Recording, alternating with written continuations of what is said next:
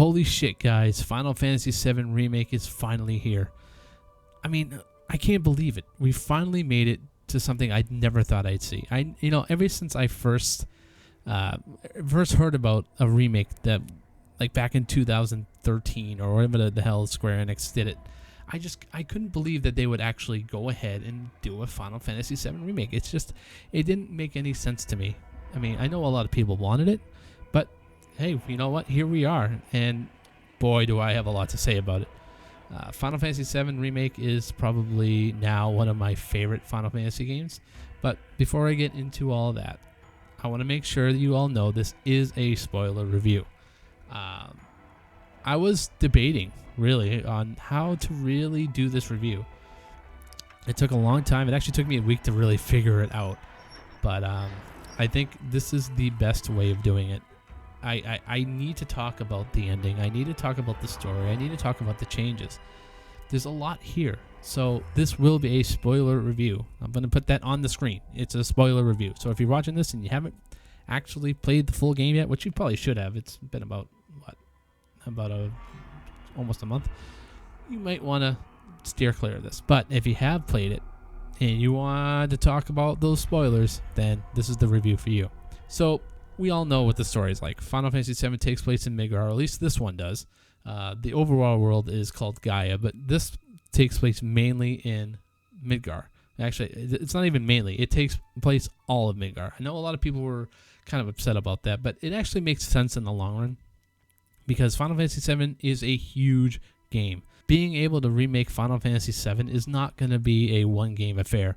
There's no way you could do it. And when I first heard that it was a multi-game, I was actually more relieved than anything else.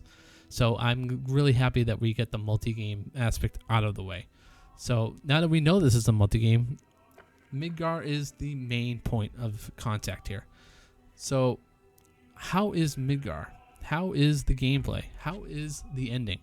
That's what we're going to talk about in this review.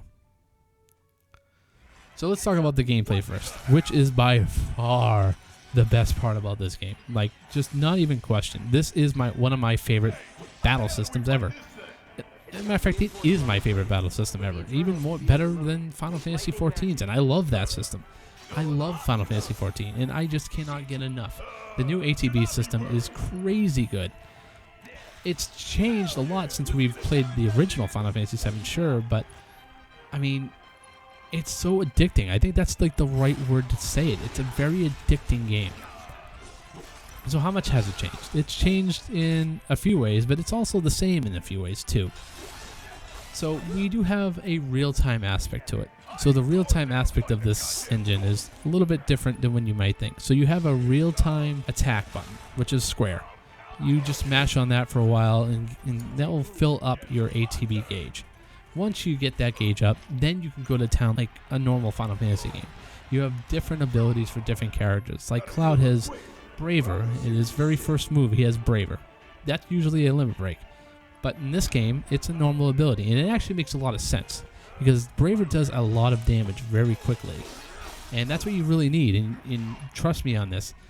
You definitely want to use your abilities a lot because they're your main point of contact. Hacking and slashing won't get you very far.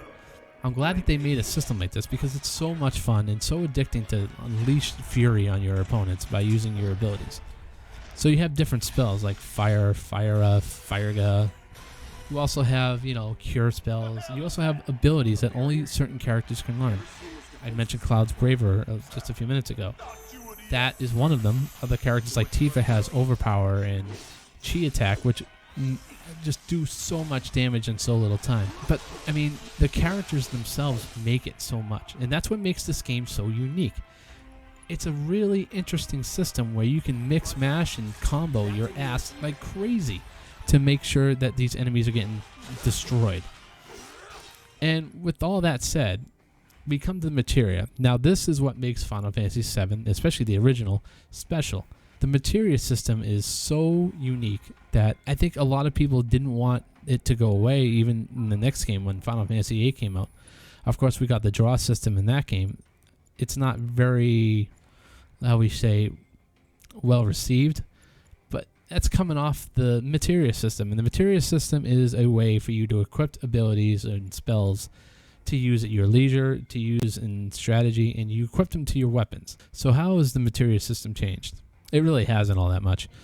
You still have linked materia, you still have, different types of materia, you still have the magic, command, summon, support, and independent, or as they call it in this game, complete materias. You can use those in tandem with different other types of materia, and it works just the same as you remember. Now, that doesn't mean that there aren't new types of materia, like ATB stagger materia. That's a really cool one. We'll get into the stagger system a little bit later. But it's really crazy what you can do to manage your materia and manage how you attack battles in this game. It's a really fun and really easy way to really learn how to be an offensive onslaught or, a defensive type of player or just mainly support.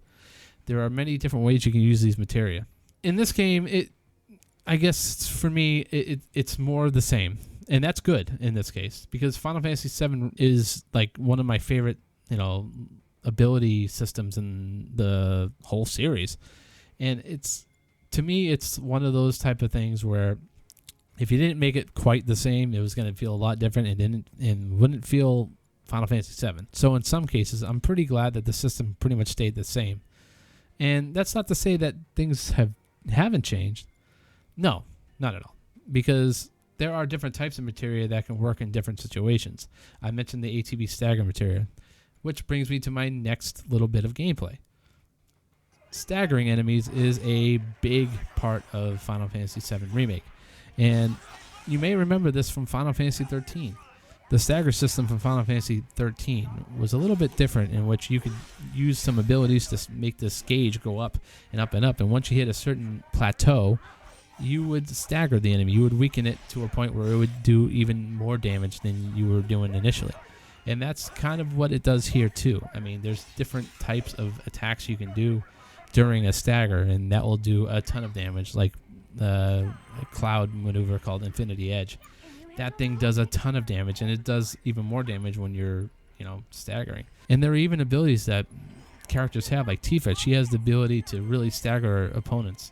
A lot of her weapons can stagger opponents easier than other characters like Cloud. And I noticed that I could just use Tifa and be like an offensive onslaught of different types of enemies and attack. And it's crazy how well you can do it with Tifa. Barrett is kind of like your defensive powerhouse. Like he can do a lot of damage, but also he's kind of like reserved in so much where he will do a lot more like defensive abilities, and he'll have steel skin, which is kind of funny because I think that's also a similar move in Final Fantasy XIV. At least it used to be, and it kind of works the same way. You use steel skin, and it doesn't render you invulnerable, of course, but it makes you very tanky. And there's different types of materia that can help you in that regard, like barrier is still there, so you can use a barrier or a mana wall or a mana ward and just, be a much better opponent. Characters also have the ability to have a more powerful version of their moves. Like Cloud has operator mode, which will make him a little bit more deadlier, and it will also help with building pressure, aka stagger. There's another point to the stagger where you could pressure enemies to build up the stagger gauge even faster.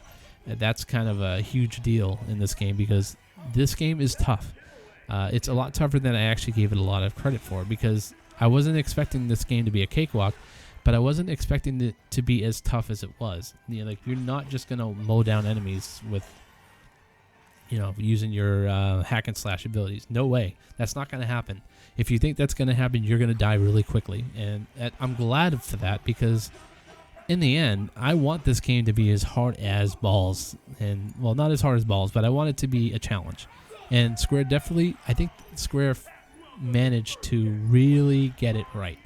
They managed to get it so, I wouldn't say perfect, but they got it to a point where I think any fan of the series will welcome the new changes. It's not just a hacky slashy game where you're gonna, think you're gonna win.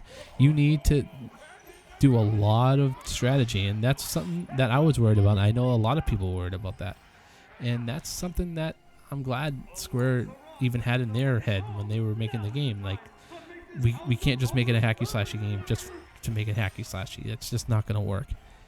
And at the same time, I'm glad it's not too difficult where I just had to give up. You know, it was always a decent challenge. Even hard mode, which we'll get into a little bit later, was, you know, not a breeze, but it certainly wasn't as it's certainly a challenge. So I think the biggest change, other than how battles are done, is the weapon system. The weapon system is done a little differently. You can level up your weapons because it's only like 6 per character. So once you get, like, say you use the Buster Sword and you beat like a certain enemy or you level up, you'll gain these points called S points or sword points, or I actually don't know what they call them. It's just called SP. But at the same time, these SP can go to your weapon, and you can level those weapons up. And some of these abilities that you can level up, you can earn like a bloodsucker type ability, which will help you gain HP back when you defeat an enemy. That's always a good thing, you know. Others will have you have more magic power, more materia slots for your weapon. Speaking of materia slots, if you didn't realize already, you can see the materia right on the weapons, and that's really cool. I love shit like that. That's so freaking cool. So different, obviously different weapons can act a little differently. If you ever get the nail bat, you know, remember the nail bat? The nail bat's pretty fun, but it's also kind of annoying because it doesn't have any link slots, so you have to be careful of that. But at the same time, it does things that, you know, the Braver doesn't do. Like, you can wind up and swing for the fences like you would like a normal bat. It's really cool what they thought of in this, you know, in this game, and how they would change up things for certain weapons. Now, that's not to say that all of them have different abilities, which is kind of sad. I was a little disappointed in that. Not all weapons are kind of most weapons are kind of the same. They kind of act the same, but they all have different abilities that you can level up, and that's kind of cool. You can level up your attack power, your magic power, you know, stuff like that, and that's kind of, you know, what you're looking for. You want to be able to use these weapons. Like even on hard mode, I go back to the Buster Sword because it's actually a very balanced weapon, and it's a very good weapon if you want to have magic power and attack power, you know, physical melee damage. That's always a good thing to have, and you have that ability to be as flexible as you want to be. Speaking of being flexible, each weapon has their own weapon skill now. Once you obtain a weapon, you have the ability to learn a weapon skill. These weapon skills can range from using total power to trying to build up the stagger gauge, and that's something that I really loved in this game because it gave you something to work on.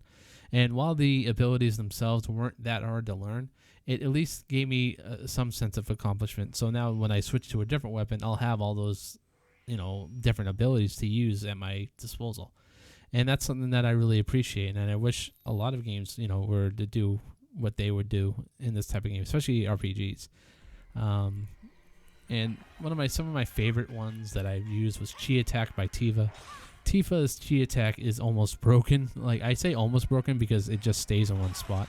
So if the mob moves out of the way, he's not going to be really there and getting damaged. But once he is in there, oh my god, does it do a ton of damage. And it also builds up the pressure meter for the stagger. And I think that's, you know, huge in this type of game. And it's really cool what you can do, what you can mix and match and stuff like that. And I mentioned the alternate attacks like operator mode. Tifa has one that's like a straight uppercut, which is crazy. Barrett has a kind of like a almost like a shotgun type blast, and Aerith is more of a magical based explosion, which is really cool. They all act very differently from each other, and they all do different things, and they all, you know, work in their own way. And I think that's kind of a cool little aspect to it that gives the battle system a little bit more of a different direction. Did I also mention that the enemies are not pushovers? No. As a matter of fact, some of them are just damn straight hard. One of the big ones is Hell House. Like, Hell House is a pain in the ass, especially in hard mode. And I think the clip you're watching here is hard mode right now, if I have it on screen. This boss can be a son of a bitch. And that's just one of many that are like that. There are many just normal mobs that you will grind in this game. By the way, the grinding isn't very bad at all. It's actually quite easy in this game. Level cap is level 50. But there are mobs in this game that are just insane. There are just a wide array of different types of enemies that you can run into, and some of them are crazy good, and some of them are really interesting, and some of them are brand new. And it's just, I don't know, man. They did a lot of different things in this game that I think, deserve of praise, and just, oh man, I can't say enough about how the combat is in this game, and I really applaud Square Enix for how they handled a real-time kind of battle system, but still maintain a sense of urgency when using, timed attacks. And I think that's, it's really cool to see, and I can't wait. I just cannot wait to see how this game evolves in the next couple of remakes. So now let's kind of move on from the gameplay and talk about the story. The story in this game is as you would expect it in a way. It's the story but it's a little bit different. So let's talk about the details of the world first, because I want to talk about Midgar. Midgar itself feels amazing, but it also feels pretty different at the same time. And there is a reason for it. We'll get to that later in the review, but I just want to talk about how great Midgar looks.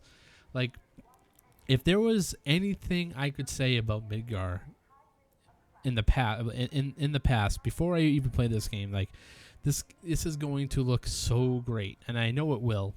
But just imagine, like, this is me when I was a kid, or when I was younger, and I said, "Oh man, a fully 3D realized Midgar would be amazing."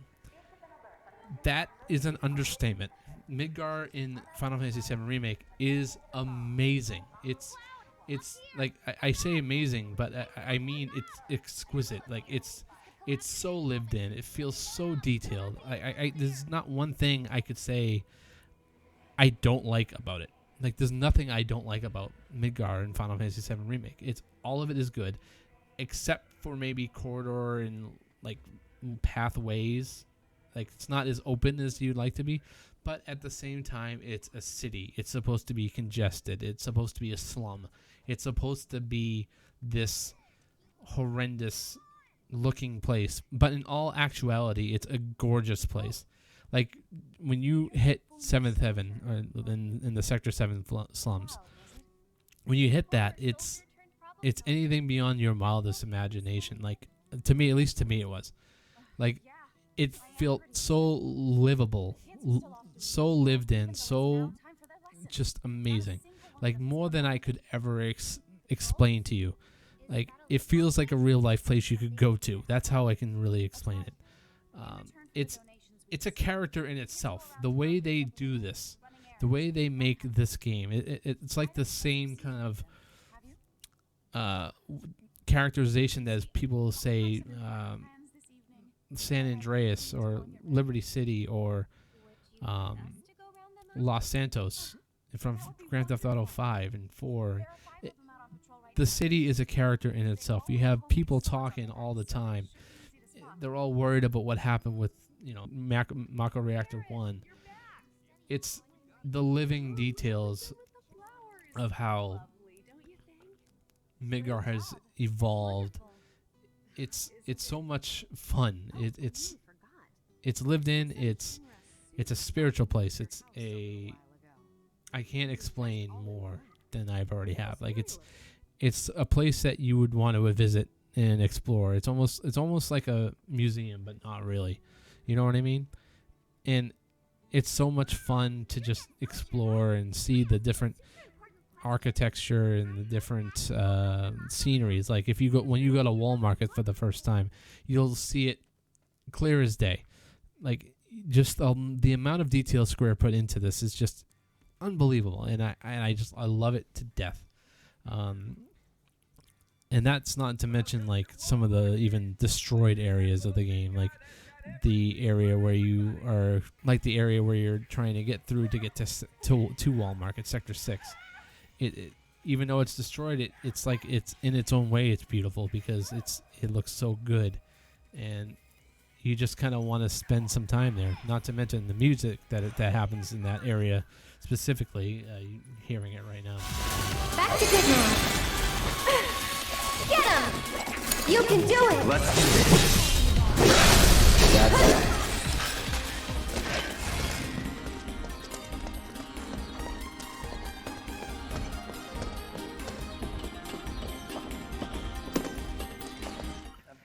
It's so good. Everything, it's almost perfect. If it wasn't so closed in, I think sometimes I wish you could you had a little bit more freedom. But other than that, I mean, it's the smallest nitpick I can give it.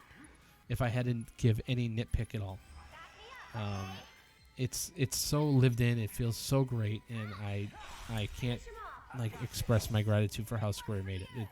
It's exactly how I pictured it in every sense of the imagination. And the characters, you may have noticed, have more roles. Like there's even the smallest characters, the mayor in Final Fantasy VII. Well, he has a much bigger storyline. Jesse, Wedge, Biggs, they all have a bigger storyline. They all have something new to give to the table. Not to mention, Shinra itself is a character. Because, well, I mean, when you think about it, they really are a character, even the original. Because even their history that they talk about, the history of the world Gaia, they talk about how the ancients came to be and how, how the Setirate just, lived this life and then a meteor destroyed them.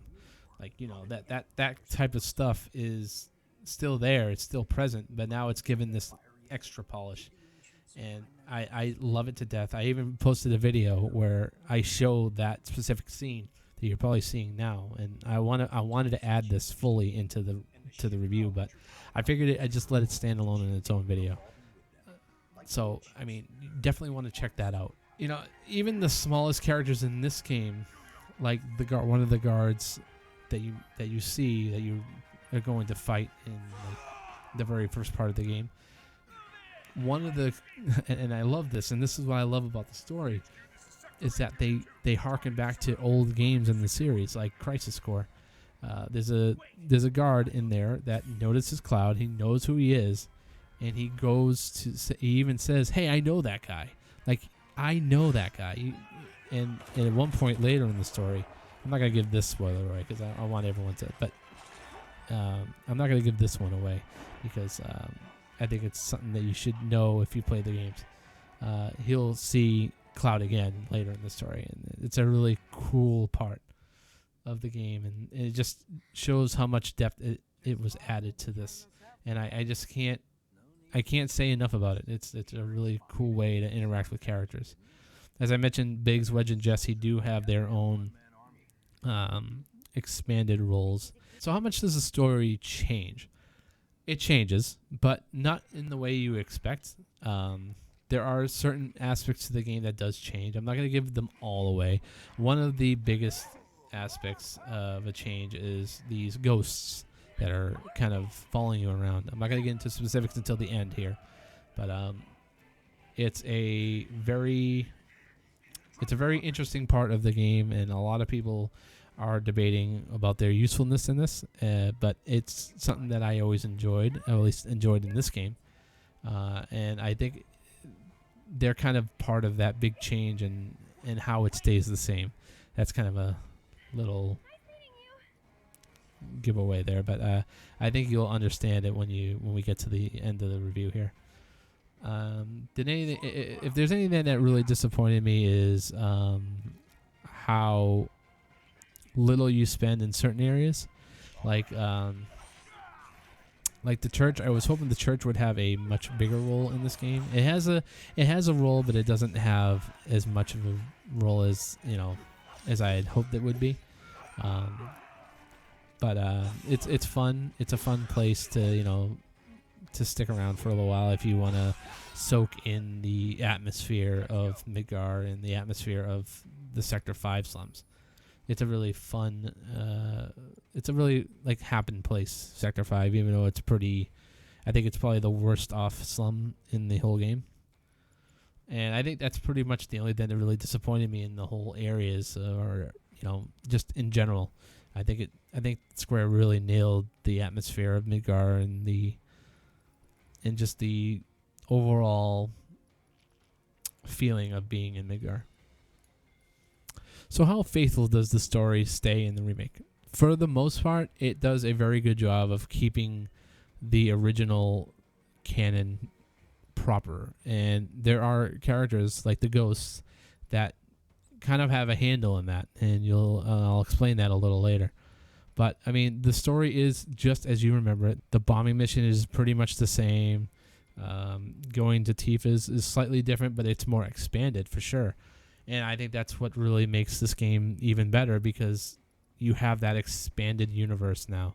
You have like a little bit of more of a clarity in how the events of Final Fantasy VII unfolded.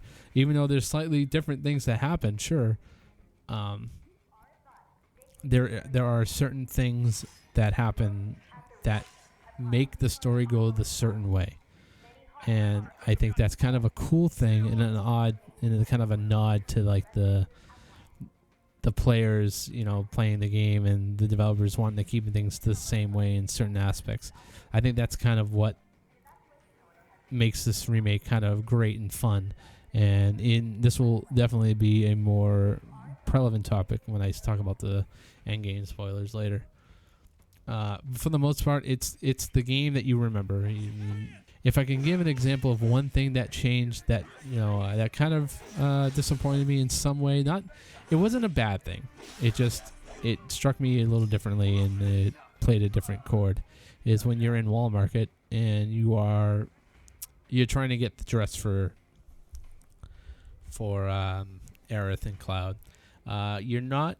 I mean, while they do have these characters in there, they're not directly related to the dress quest in that way. Like, you do have to help the guy, the old man who is having like creator's block or motivation, as they say.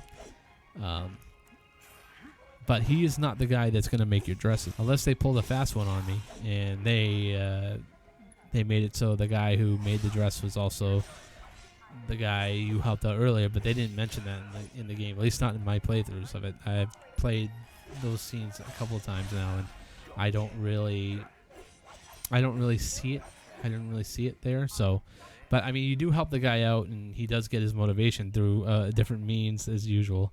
But it's really fun, and I really thought it was. I like what they did do, to replace it, for sure. Like, the dance scene was, wow. Like this is the type of stuff that what they changed and made better. This is what they made better.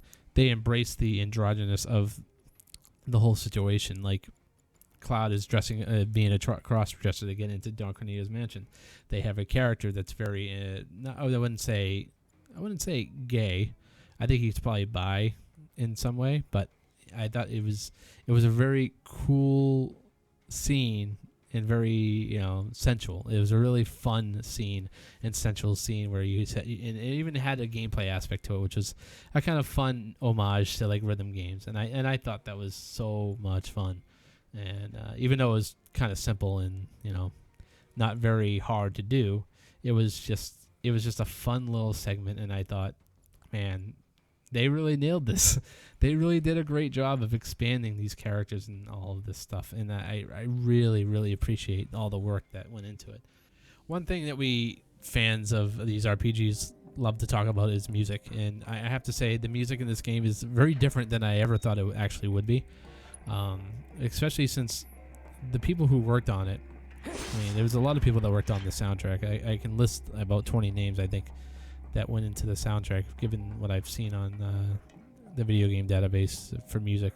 Two of those names stick out like a sore thumb because I've immensely enjoyed their work in the Final Fantasy XIII series, and that was Masahashi Hamauzu and Mitsudo Suzuki. And my goodness gracious, there was no way I could ever expect the music to be as good as it was. Like, I just wasn't expecting the level of quality that we got in this game. Like, like Final Fantasy music is known for its quality, but I have to say that even though Final Fantasy 14 will forever and will always be my favorite soundtrack in the whole series, Final Fantasy 7 Remake is probably now number 2. Like it used to be Final Fantasy 9. Like it's crazy how well this this soundtrack does in the modern sense. It is almost perfect. Like just unbelievable music. Like it goes from the original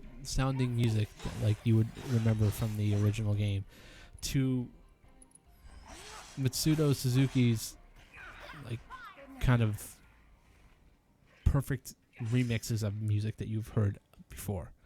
Like there's one specifically I can talk about that just blows me away, and that's called High Five.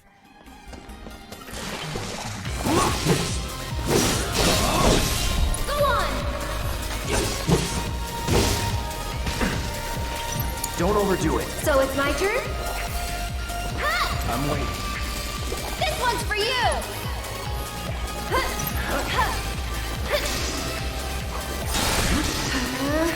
Yoo-hoo! Stay back!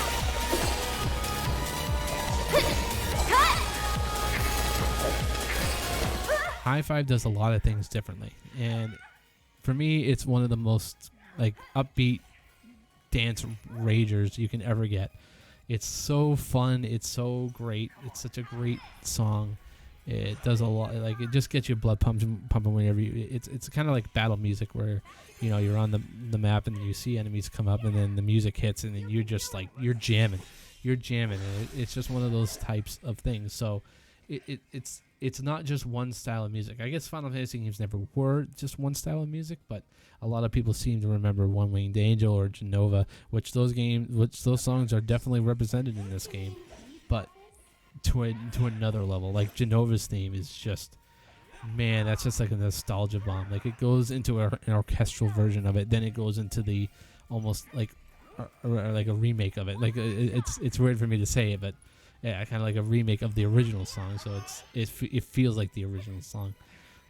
Even goes into like some Black Mage stuff, which is I think is even great. Then they have some like quiet, moody tracks, like All Quiet at the Gates.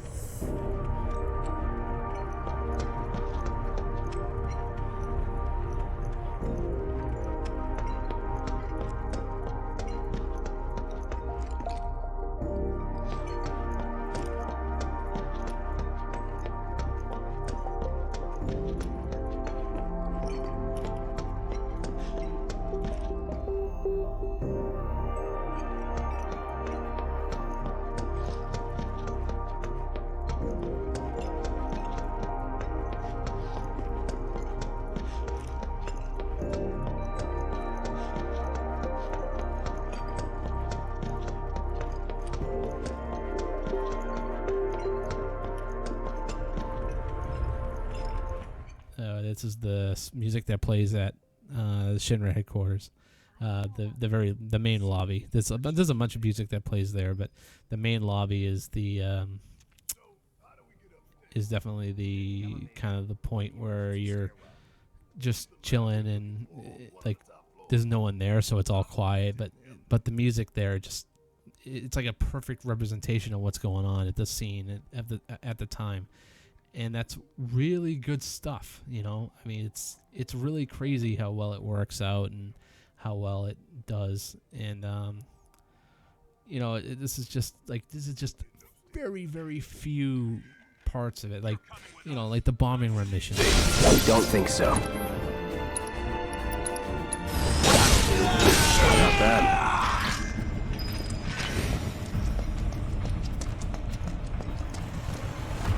Who in the hell?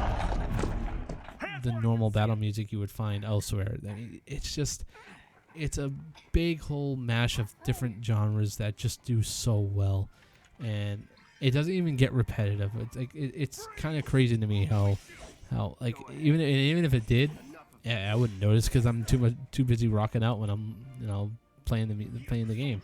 And what really boggles my mind is how well it fits in the world. It's a perfect it's perfect. They know the world so well, and they just nail it almost each time. Like every battle scene works. Every piece of music works for the area. It's like they nailed it. Like in any other way that I could possibly imagine. Like even the theme song. The theme song is a take on one of the original songs in the original game, and it does such a great job. Like Nobuo Uematsu does a fantastic job, like always. Like I don't have to speak him up any, but he does a great job, like just making it fit. So Final Fantasy VII finally has a real, like a vocal theme song that everyone wanted. You know, I think a lot of people wanted one, and now they have one. And in the style of the music, it hits the. It does reuse some music, but I don't think it ever gets repetitive.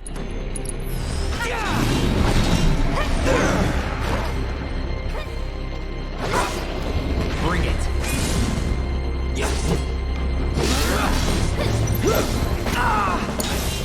I'm coming! There! Bring it! One more shot!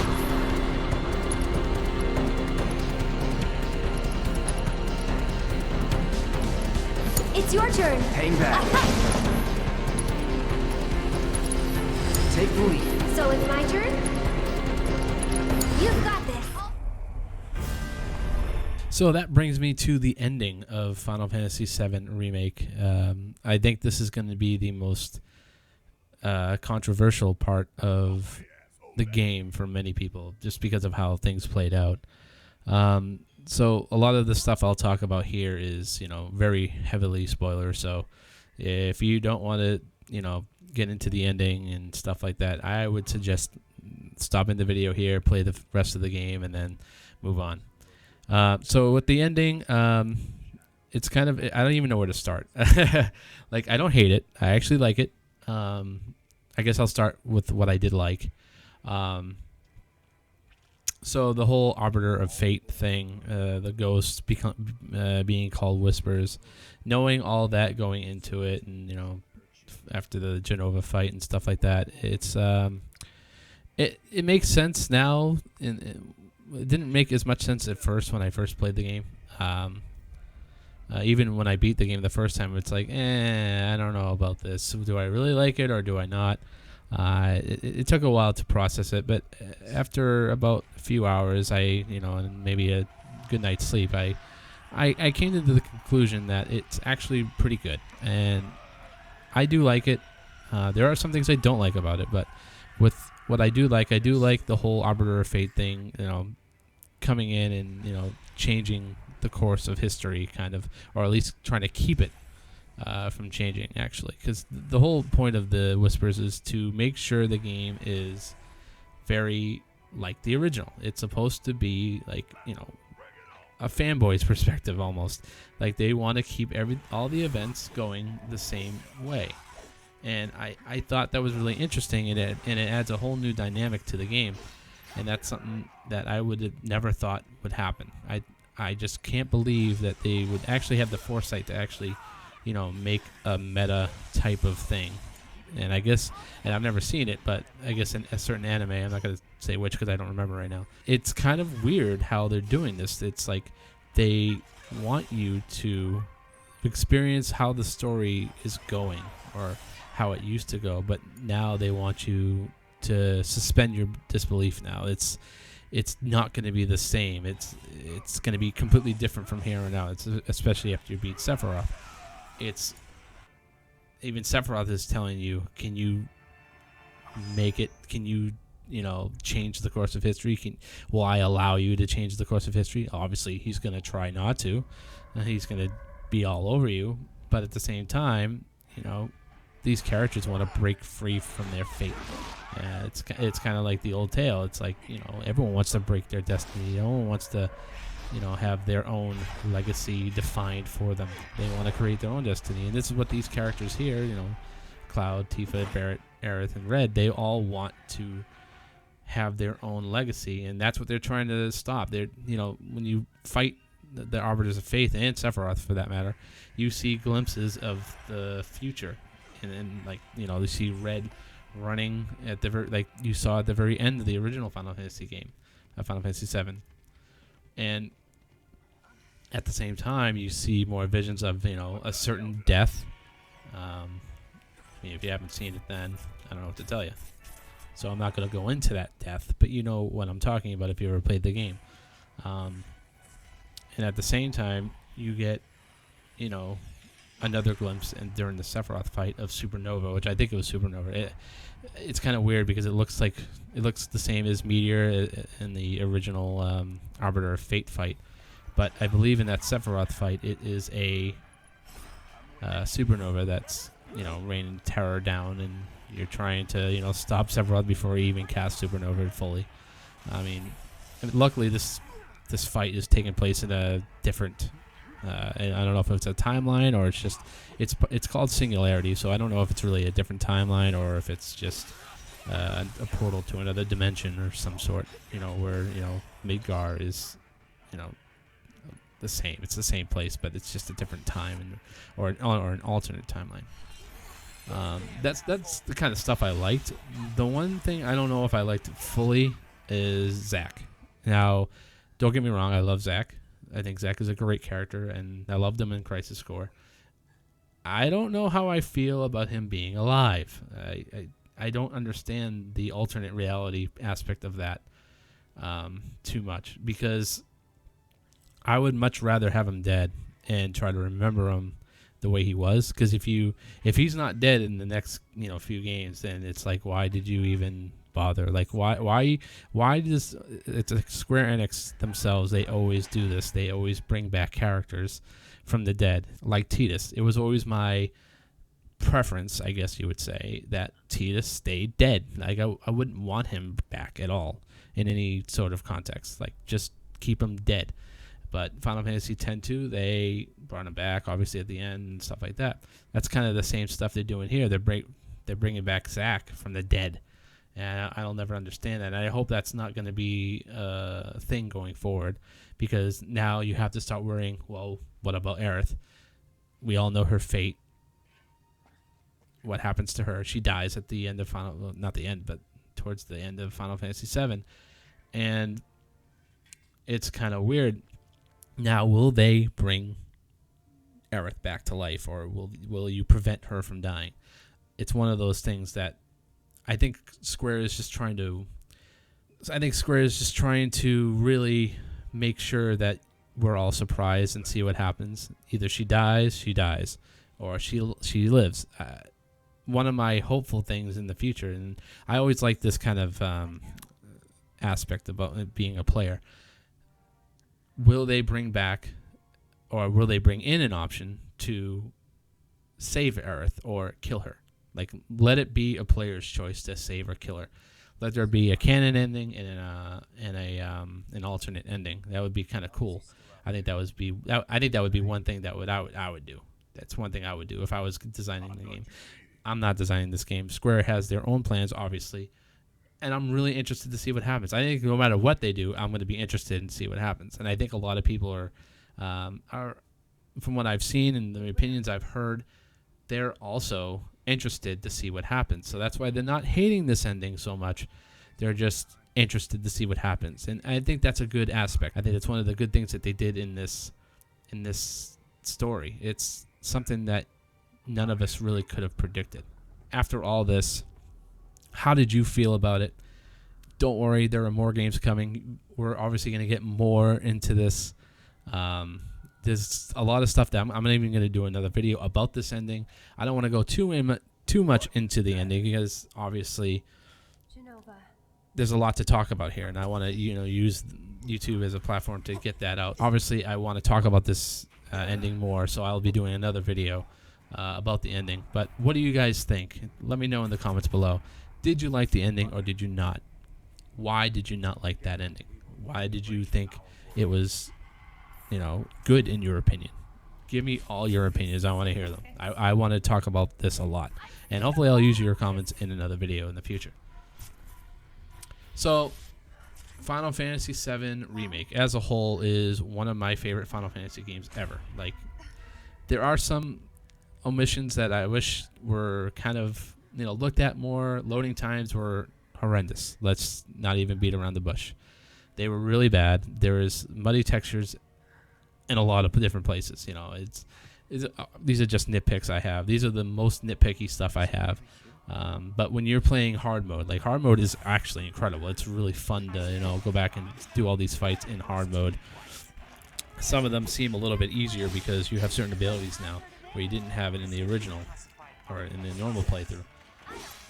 And then you have, some of the hardest fights in the game. Like I'm talking about the ending where you had to fight the Arbiter of Fate and Sephiroth. I actually haven't fought Sephiroth hard mode yet. I've only done the Arbiter of Fight, and I haven't even beaten that yet.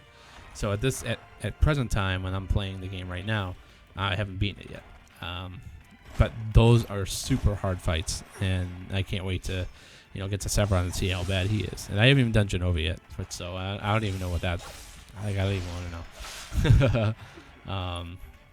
I think it's a big improvement over the original game, and I really, really like a lot of the things they're doing. I still think it's the better battle system. It's fun to play. It's fun to learn how each of these battles work and stuff like that.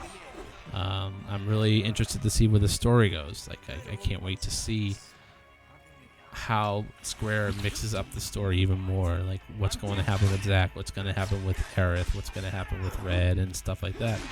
And I can't wait to see Bugenhagen, and Cosmo Canyon in the next game. There's so much to really, grab onto, and I can't wait for that.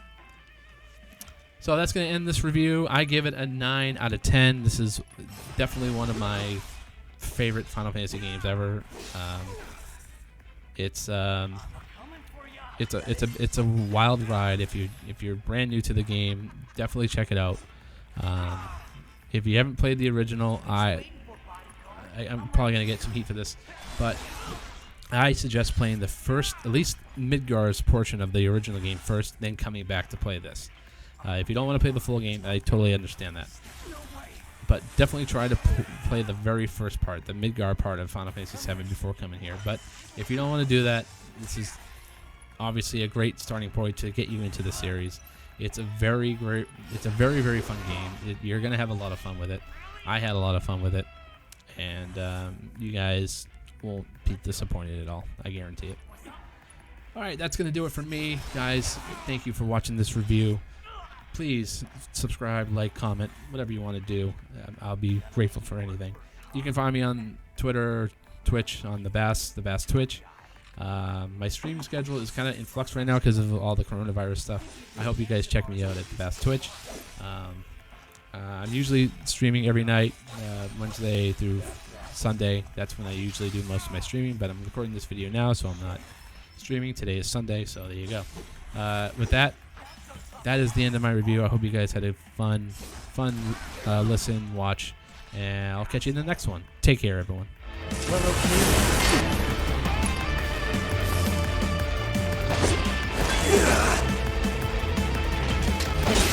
That's a hit. Whatever.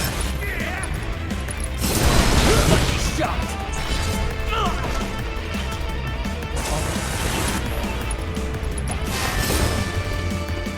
I just went hard. Where would that come from? How's that? Trust me, you're gonna love this. Ooh, doing all right there, Mr. Bodyguard. Let's go. Wow, some hero you turned out to be.